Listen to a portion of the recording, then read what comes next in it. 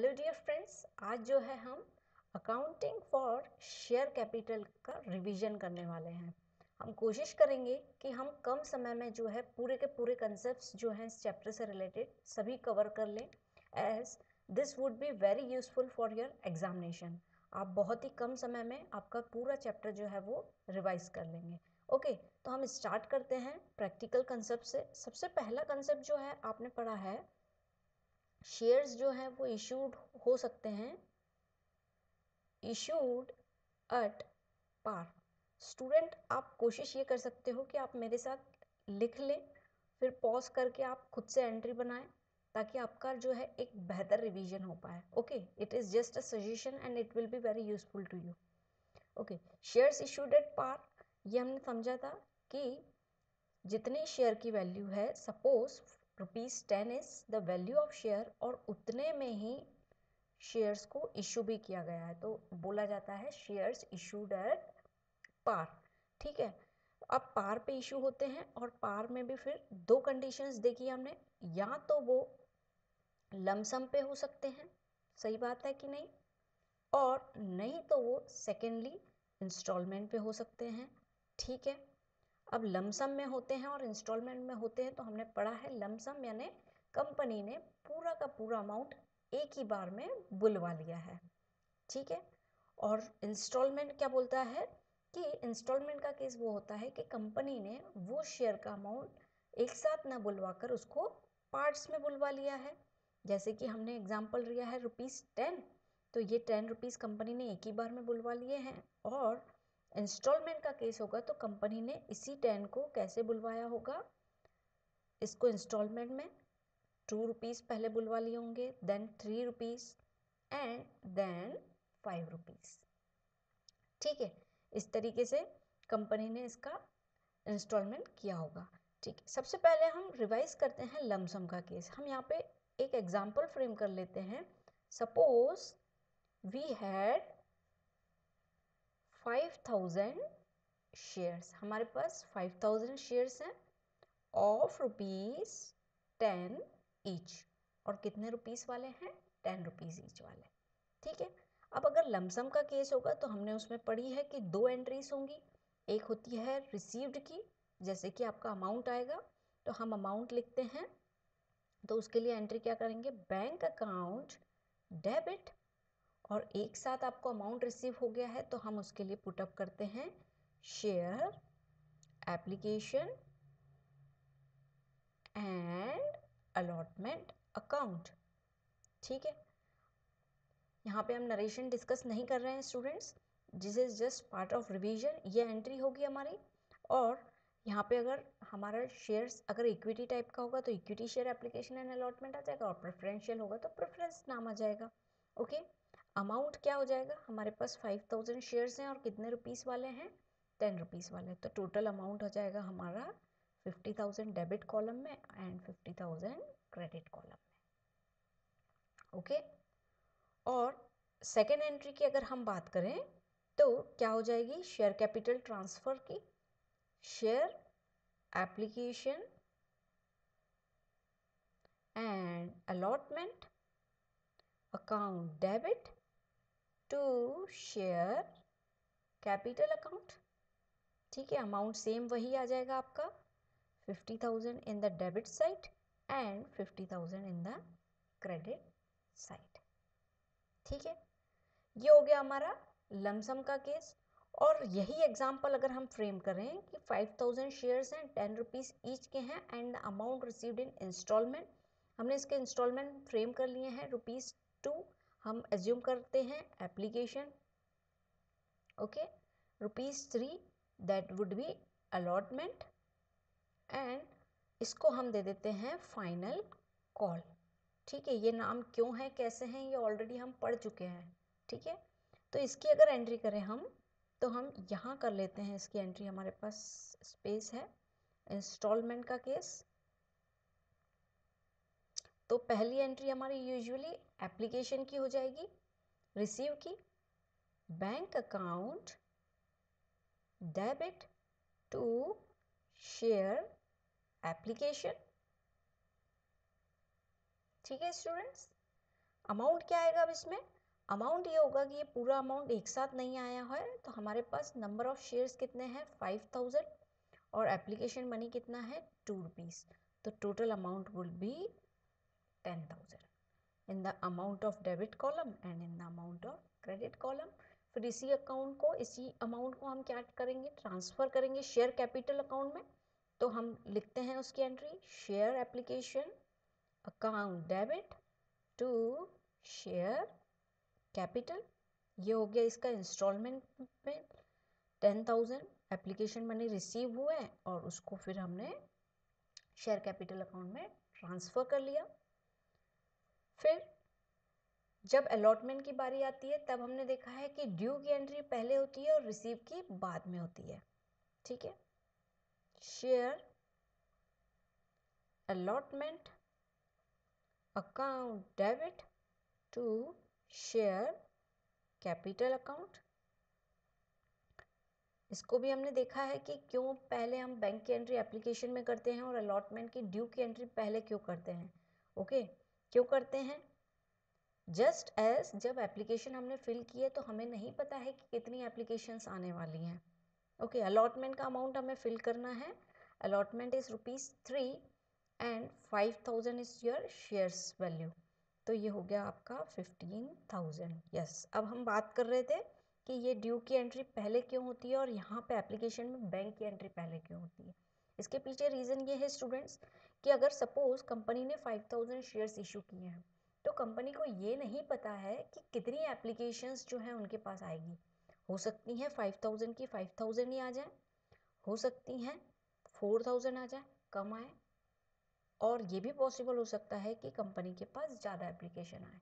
तो कंपनी को नहीं पता रहता है, इसलिए पहली एंट्री जितनी एप्लीकेशंस आ जाती है कंपनी के पास, कंपनी उतने से एंट्री करती है, फिर जितनी रिक्वायर्ड रहती है उतनी शेयर कैपिटल अकाउंट में ट्रांसफ़र कर लेती है। और अगर एक्सेस है, ज़्यादा है, तो हम उसके केसेस अभी पढ़ेंगे कि एक्सेस को क्या करना है, या तो हम रिटर्न करेंगे या फिर आगे एडजस्ट करेंगे।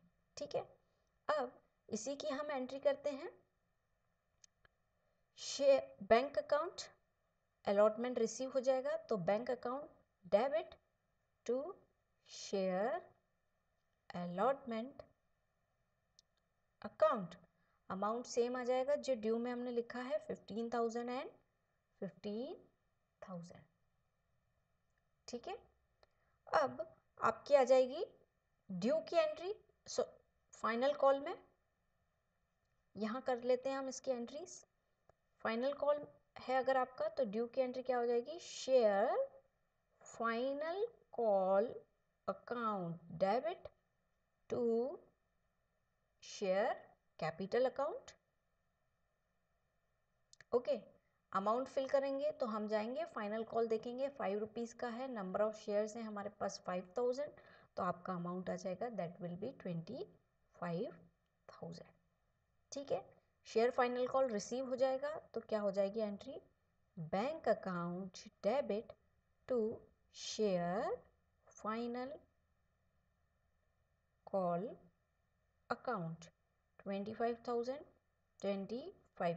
स्टूडेंट्स आप ऐसा करिए, आप जस्ट एग्जाम्पल जो हमने लिया है आप उसको खुद के रिवीजन के लिए वीडियो पॉज करके खुद से पहले एंट्री बना लीजिए।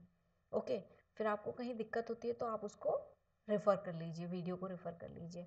इससे आपका और अच्छे से जो है रिवीजन हो जाएगा, जहाँ डाउट होगा वो भी आपका क्लियर हो जाएगा। ठीक है, ये हो गया हमारा shares issued at par. Lump sum के केस में हमने देखी हमारी 2 एंट्री हो रही हैं, और इंस्टॉलमेंट में केस में हमने देखा कि 3 इंस्टॉलमेंट बनाए थे हमने हमारे एग्जाम्पल में, और सबकी ड्यू की और रिसीव की एंट्री हमने ये की है। ठीक है, इसके बाद जो हमारा कंसेप्ट आता है वो आता है हमारा shares issued at premium. Shares issued at premium है सेकेंड कंसेप्ट। लिखिए, हम यहीं उसको एग्जाम्पल में देख लेते हैं क्योंकि ऑलमोस्ट हमारी एंट्रीज तो वैसी ही होने वाली हैं। शेयर्स इशूड एट प्रीमियम, ठीक है, ओके। प्रीमियम में, अब प्रीमियम में भी यही केस है, एक तो लमसम का केस बनता है और दूसरा आपका इंस्टॉलमेंट का केस बनता है। ठीक है, अब प्रीमियम क्या होता है, हमें ये ध्यान देना है कि अगर प्रीमियम का केस है आपके पास तो आप क्या करेंगे, जो आपकी ड्यू की एंट्री है उसके साथ आपका प्रीमियम शो होगा, and premium is always credited because it is gain for the firm. Firm के लिए गेन है तो हम उसको क्रेडिट करेंगे हमेशा प्रीमियम को, और आप उसको कहाँ शो करोगे, ड्यू की एंट्री में, और अमाउंट जो है वो टोटल होके बैंक की एंट्री में भी शो हो जाएगा। किस तरीके से होगा हम देखते हैं। शेयर्स issued at प्रीमियम, ठीक है। अब प्रीमियम पे है, इसका मतलब क्या है, 10 रुपीज़ का आपका शेयर था और कंपनी ने उसको कितने में इशू किया है, दैट इज ऑफ एट ₹12, यानी 10 से ऊपर। तो यहाँ पे प्रीमियम का अमाउंट हो गया हमारा 2 रुपीज़ और 10 रुपीज़ हो गई आपकी शेयर की वैल्यू, ठीक है। अब अगर इसका लमसम का केस है तो हम उसको कैसे करेंगे सॉल्व। बैंक अकाउंट सेम वैसी की वैसी एंट्री हो जाएगी आपकी, bank account debit to share application and allotment account, ठीक है। अमाउंट कैसे फिल होगी वो हम देखते हैं। इसकी ड्यू की एंट्री भी एज इट इज हो जाएगी। क्या मैंने बोला, प्रीमियम जो है हमेशा ड्यू की एंट्री के साथ शो होता है। तो हम लिखते हैं share application and allotment account debit to share capital account, और प्रीमियम जो है एक गेन है कंपनी के लिए तो हम उसको क्या कर देंगे, क्रेडिट कर देंगे, और ये किस नाम से शो होता है, टू सिक्योरिटीज प्रीमियम अकाउंट, ठीक है। अब इसका अमाउंट क्या होगा, हमारे पास टोटल हमने एग्जांपल लिया था 5000 शेयर्स हैं और शेयर की वैल्यू कितनी है, 10 रुपीज़। एक तो ये अमाउंट आएगा और 2 रुपीज़ ज़्यादा पे इशू हुआ है, यानी 2 रुपीज़ आपके प्रीमियम के भी आएंगे, ठीक है। इट मीन्स टोटल आपके पास कितने रुपीज़ आ रहे हैं, 12 रुपीज़, और कितने शेयर्स के ऊपर 5000, तो ये टोटल कितने रुपीज़ आए आपके पास, 60,000। तो बैंक में हम लिख देंगे 60,000 debit column and 60,000 credit column में। Application and allotment money, share capital, आपके एक्चुअली शेयर की वैल्यू कितनी है, दैट वुड बी 50,000, और आपकी प्रीमियम का अमाउंट कितना है, 10,000, तो ये हो गया 10,000। आपको total application and allotment total कितना अमाउंट रिसीव हुआ है, दैट इज 60,000, ठीक है। हमने जो अभी एंट्री सॉल्व की उसमें क्या डिफरेंस है, कोई विशेष डिफरेंस नहीं है। हमारे पास प्रीमियम है तो हमने प्रीमियम को जो है वो अलग से शो कर दिया है। अमाउंट बैंक की एंट्री में तो सिर्फ अमाउंट में चेंज आएगा, दैट इज हमने 60,000 कर दिया है, और जो आपकी ड्यू की एंट्री थी तो वहाँ पे हमने प्रीमियम क्रेडिट करके और 10,000 की उससे एंट्री कर दी, और यहाँ आ जाएगा आपका 60,000, ठीक है। अब इसके इंस्टॉलमेंट की बात करें तो इंस्टॉलमेंट में क्या होगा, पहली एंट्री तो आपकी एप्लीकेशन, अगर हम इसके इंस्टॉलमेंट बना लें तो कैसा है, हम फिल कर लेते हैं कि एप्लीकेशन सपोज 2 रुपीज़ है, अलॉटमेंट हमारा जो है हम रख लेते हैं 5 रुपीज़, और हमारा फाइनल कॉल भी जो है हम रख लेते हैं 5 रुपीज़, और इसमें हमने मेंशन कर दिया इंक्लूडिंग प्रीमियम, यानी आपका अलॉटमेंट में ही प्रीमियम इंक्लूडेड है, यानी 3 रुपीज़ हो गया आपका अलॉटमेंट का अमाउंट और 2 रुपीज़ हो गया आपका प्रीमियम का अमाउंट। देखिए हम टोटल 12 है क्या, 5 + 5 10 + 2 दैट इज 12, ठीक है। अब हमारा सेम वैसा ही पिछला जो एग्जाम्पल लिया था हमने वैसा का वैसा ही क्वेश्चन है, लेकिन यहाँ पे जो नई चीज़ आई है वो आई है प्रीमियम अलॉटमेंट। तो एप्लीकेशन की एंट्री तो एज इट इज़ वैसी की वैसी होगी जैसे हमने की है, जैसे कि bank account debit to share application, ठीक है। 5,000 आपके शेयर्स हैं और कितना है आपका एप्लीकेशन मनी कितना है, 2 रुपीज़, तो ये हमने 10,000 से एंट्री कर ली, ठीक है। इसमें कोई चेंज नहीं आएगा क्योंकि प्रीमियम तो हमें अलॉटमेंट में दिया हुआ है, तो अलॉटमेंट की एंट्री हमारी चेंज हो जाएगी। सेम इसी की ड्यू की एंट्री कर ली हमने, share application to share capital. अब आता है हमारे अलॉटमेंट की बारी।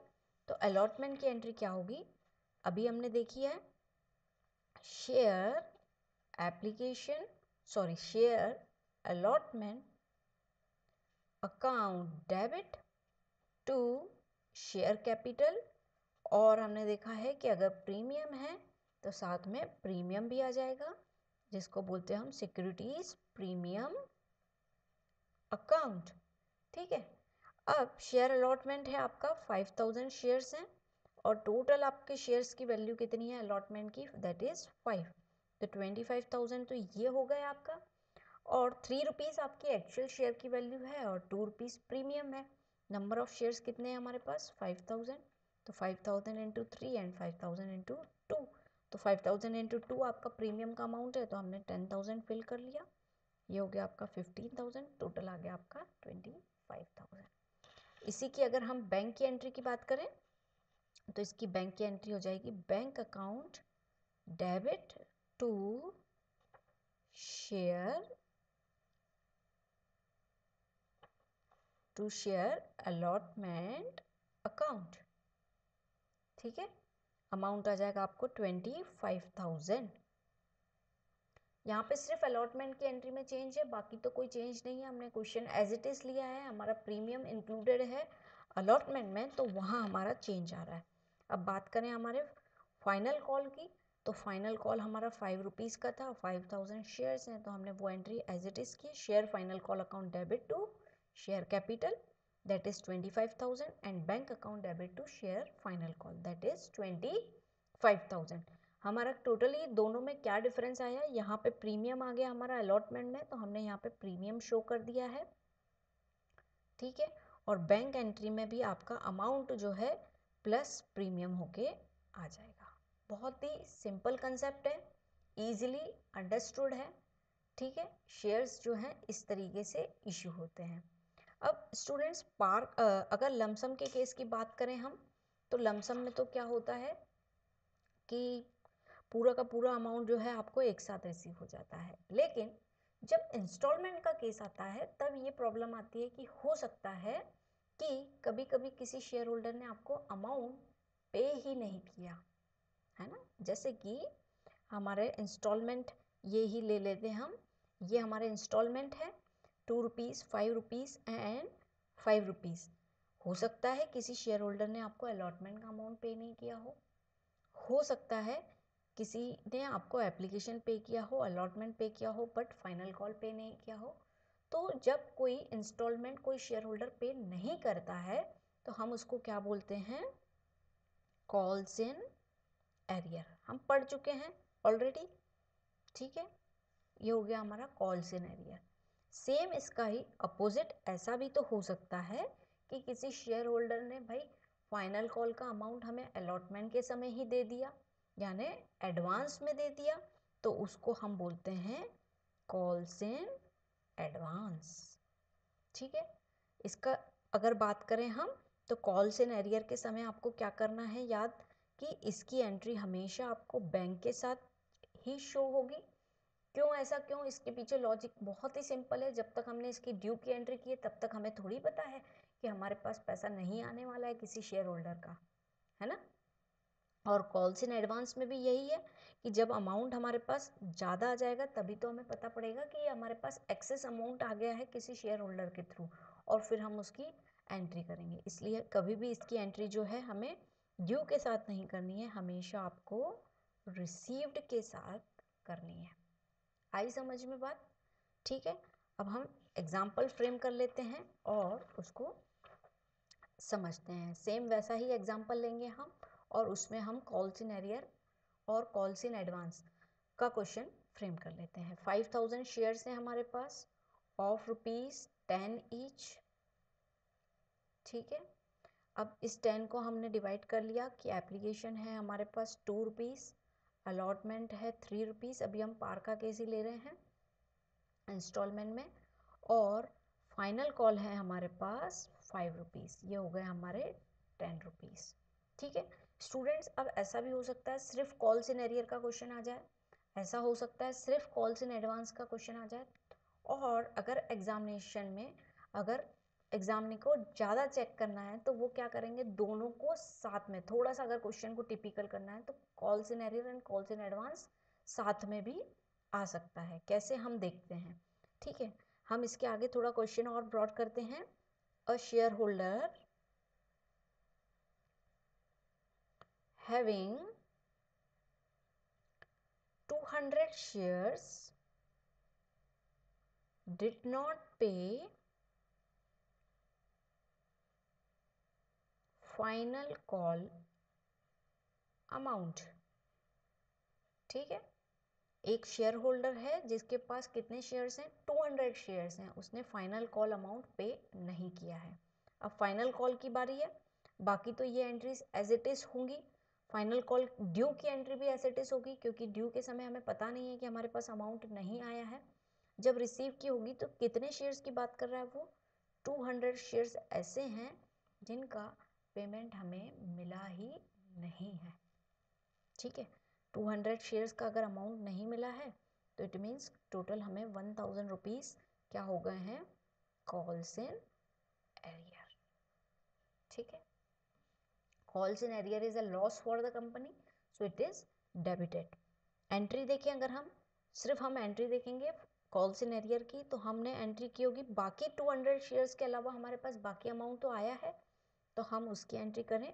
तो बैंक अकाउंट डेबिट, पहले जो एंट्री होती है एज इट इज हम वो कर लेंगे, that is share final call account. ठीक है, कॉल्स इन एरियर यानी ऐसा कोई कॉल जो हमें ड्यू है बट वो रिसीव नहीं हुआ है, it is a loss for the company, तो कॉल्स इन एरियर जो है, and according to modern approach losses expenses are debited, है ना। जब वो इंक्रीज होते हैं तब वो डेबिट होते हैं, तो calls in arrear account debit. अब टोटल हमारे पास फाइनल कॉल से अमाउंट कितना आना था, 5000 शेयर्स हैं, फाइनल कॉल का अमाउंट है 5, तो हमारे पास अमाउंट तो आना था 25000। कॉल्स इन एरियर कितना हो गया है, हमने निकाला है, दैट इज 1000। यानी हमारे पास कितना रुपये आया होगा, रिमेनिंग 4000 जो है वो हमें रिसीव हुए होंगे। ये हो गई हमारी पहली कंडीशन। ठीक है, सेकंड कंडीशन क्या हो सकती है, सेम यही क्वेश्चन है। सेकंड कंडीशन ये हो सकती है, अ share holder named Rohan paid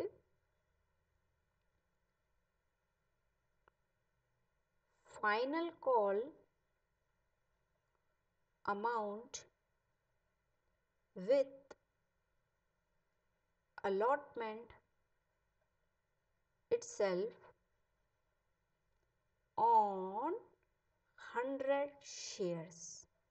अब यहाँ पे क्या हुआ है, एक शेयर होल्डर है रोहन, और इसने क्या किया है, फाइनल कॉल का अमाउंट जो है अलॉटमेंट के साथ पे कर दिया है, कितने शेयर्स पे, 100 शेयर्स पे। It means final call 100 shares पे उसको पे करना होगा, तो फाइनल कॉल कितना है, 5, यानी 500 उसने क्या कर दिए हैं, अलॉटमेंट के समय दे दिए हैं, यानी उसने एडवांस में दे दिया है। अब यहाँ कॉल्स इन एरियर हमने डेबिट किया है, तो कॉल्स इन एडवांस अंडरस्टूड है कि वो क्रेडिट होगा। ठीक है, तो ड्यू तक तो अलॉटमेंट ड्यू की एंट्री हो जाएगी, हमें नहीं पता है, लेकिन हाँ जब अलॉटमेंट रिसीव हो गया है तब हमें रोहन ने ज़्यादा अमाउंट पे कर दिया है और उसने फाइनल कॉल का मनी जो है अलॉटमेंट में पे कर दिया है, तो हम उसकी एंट्री करेंगे कॉल्स इन एडवांस के उससे। तो हम उसकी ये एंट्री देखते हैं, बाकी की ये दो तो एज इट इज़ हो जाएंगे इसके ड्यू तक। फिर इसकी बैंक की entry, bank account debit to share allotment account. ठीक है, ये अमाउंट तो आपके पास आना था, जो आया है आपको इन्फॉर्मेशन दी है कि फाइनल कॉल जो है उस 100 शेयर्स पे जो है आपको एडवांस में रिसीव हो गया है, तो आपको बैंक के थ्रू अमाउंट आया हुआ, दैट इज डेबिटेड बाकी आ जाएगा आपका 2 कॉल्स इन एडवांस। ठीक है, कॉल्स इन एडवांस कितना है हमारा, दैट इज 500, हमने ऑलरेडी निकाल लिया है ये। अलॉटमेंट 3 रुपीज़ आपका अलॉटमेंट का अमाउंट है, 5000 शेयर्स हैं तो 15000 तो ये हमारे आने ही वाले थे वैसे भी। टोटल हमारे पास कितने आए हैं, 15500। ठीक है, अब क्या है, फाइनल कॉल ड्यू की एंट्री तो एज इट इज हो जाएगी। अब फाइनल कॉल जब रिसीव होगा तब जो अमाउंट हमें रिसीव हो गया है एडवांस में उसकी एंट्री भी हमें शो करनी पड़ेगी कि भाई ये अमाउंट हमारे पास पहले से आ चुका है। तो हम फाइनल कॉल के समय उसकी एंट्री क्या करेंगे, बैंक अकाउंट को डेबिट कर देंगे टू, क्या हो जाएगी आपकी एंट्री, शेयर फाइनल कॉल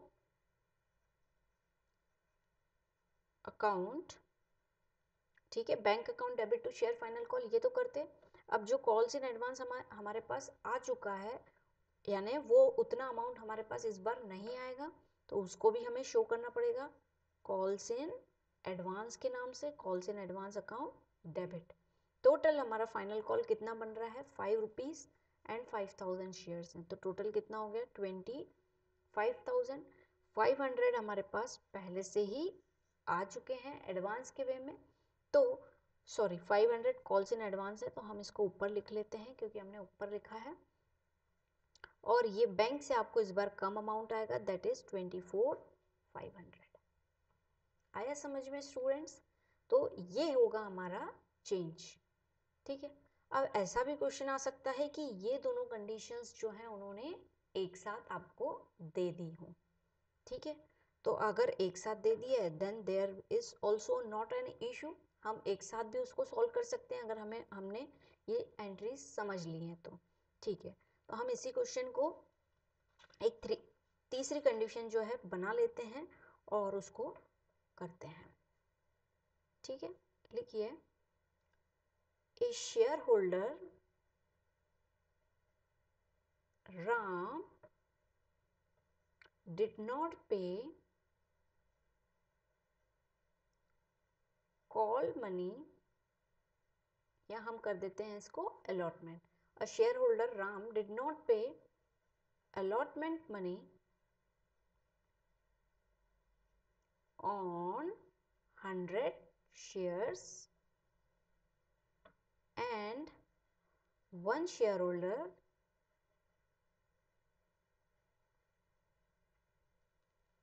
ने वन शेयर होल्डर, इसको हम कर देते हैं रोहन ही कर देते हैं, Rohan paid final call amount with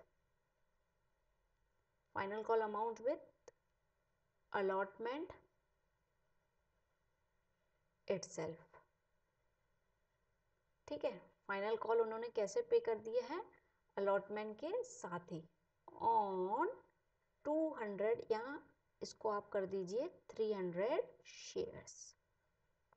ठीक है, अब हम यहाँ पे शॉर्ट में लिख लेते हैं कि हमारे एप्लीकेशन कितनी थी, 5 रुपीज़, 2 रुपीज़ एप्लीकेशन थी, 3 हमने अज्यूम किया था हमारा अलॉटमेंट मनी और 5 था हमारा कॉल मनी, ये टोटल हो गया था हमारा 10। ठीक है, अब हमारी कंडीशन क्या बोल रही है, share holder Ram did not पे अलॉटमेंट मनी ऑन 100 शेयर्स। ठीक है, पहले तो हम अलॉटमेंट मनी निकाल रहे हैं 100 शेयर्स पे, तो उसने 3 इंटू 100 300 रुपीज़ पे नहीं किए हैं, तो ये क्या हो गया आपका अरियर। ठीक है, और उसी समय क्या हुआ है, एक शेयर होल्डर जो रोहन है paid final call amount with allotment itself on 300 shares, तो फाइनल कॉल 5 रुपीज़ है, 300 शेयर्स पे उसने जो है एडवांस में पे कर दिया है, तो 1500 जो है आपका एडवांस आप शो करोगे किस समय, अलॉटमेंट के समय। ठीक है, अब हम अलॉटमेंट रिसीव की एंट्री देख रहे हैं क्योंकि ड्यू तक तो हमें पता नहीं है क्या होने वाला था, बाद में हमें कंडीशंस पता है, तो अब हम उसकी एंट्री करेंगे। तो पहले तो जो नॉर्मल एंट्री होती है, bank account debit to share allotment account, ये एंट्री आपने कर दी। अब आपको पता पड़ा है कि कॉल्स इन एरियर है, तो आपको कॉल्स इन एरियर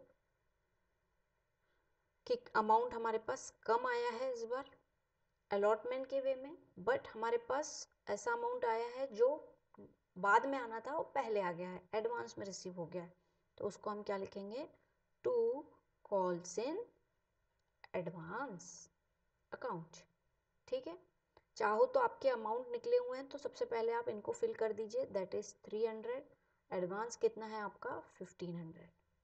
ठीक है, अब आपका अलॉटमेंट का अमाउंट कितना है, अलॉटमेंट टोटल है आपका 3 रुपीज़ और 5000 शेयर है, यानी आपके पास 15,000 जो है वो अमाउंट आना था। ठीक है, 15,000 में से आपके पास 300 नहीं आया है, यानी 14,700 तो आपके पास ये आ जाएगा, और 1500 आपके पास एडवांस आ गया है, तो ये हो जाएगा आपका 116,200। हम डेबिट क्रेडिट मैच कर लेते हैं, ये हो गया आपका 16,500 और ये हो गया आपका 16,500। ठीक है, ये हो गई आपकी calls in arrear and calls in advance, जब एक साथ होते हैं तब उसकी एंट्री ऐसे होती है।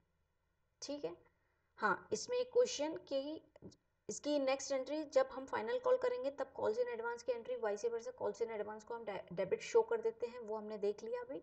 हाँ, कभी ऐसा भी हो सकता है कि कॉल्स इन एरियर जो है, जैसे कि अलॉटमेंट का कॉल्स इन एरियर है, आपको क्वेश्चन ने दे दिया कि फाइनल कॉल में पे हो गया, तो फाइनल कॉल में पे हो गया तो हम क्या करेंगे, जो हमने डेबिट किया है उसको हम क्रेडिट कर देंगे। जैसे कि हम एज्यूम कर लें कि ये वाला एरियर जो है आपको इसी में ही ऐड ऑन कर लें, it is received at the time of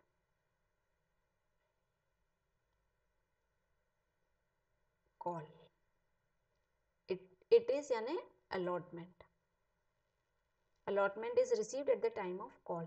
तो फिर हमने क्या की होगी, कॉल की एंट्री की होगी, तो हमने सबसे पहले एंट्री तो ऐसी की होगी, bank account debit to share final call account, और एडवांस आपको मिल गया था तो एडवांस को भी आपने डेबिट कर दिया होगा।